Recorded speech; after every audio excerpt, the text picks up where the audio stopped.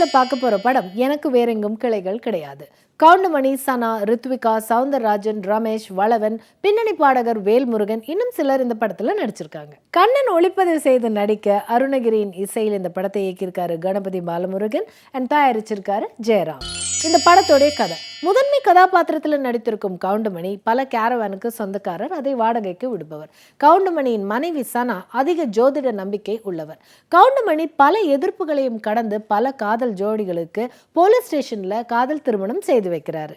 இவருடைய உதவியாளர் வேல்முருகன் குழுவோடு சுற்றுலா பயணம் போக அங்க காதல் ஜோடி ரித்விகா ஜெயராம சந்திக்கிறாரு. அவங்க இவர்கிட்ட தங்களுக்கு திருமணம் செய்து வைக்க உதவி கேட்க அவங்களுக்கு உதவி செய்யறதா சொல்லி கேரவான்ல ஏத்திக்கிட்டு மதுரைக்கு போறாரு. ரித்விகாவின் அப்பாவும் மதுரையில் பெரிய அரசியல் கட்சி தலைவரான ரமேஷ் மற்றும் அவர் அடியாட்களிடமிருந்து கவுண்டமணி, ரித்விகா, சவுந்தரராஜன் இந்த ஜோடிக்கு எப்படி கல்யாணம் பண்ணி வைக்கிறாரு அப்படிங்கிறதா இந்த படத்தோட மீதி கதை. கவுண்டமணி கேரவன் ஓனராக அதிக விலையுடைய நாகரிக ஆடைகளை அணிந்து இவர் செய்யும் நையாண்டி தொடர் சிரிப்பு.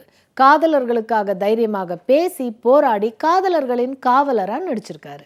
ஏட்டு கண்ணனுடன் சேர்ந்து ஹீரோ சவுந்தரராஜன் செய்யும் பொது சேவையை பார்த்து ரித்விகா அவரை காதலிக்கிறாங்க.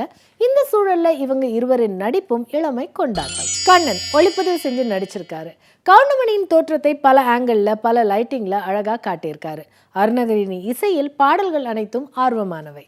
இயக்குனர் கணபதி பாலமுருகன் இன்றைய காலகட்டத்தில் மக்களுக்கு தேவையான விழிப்புணர்வை நையாண்டி மூலம் தந்திருக்காரு.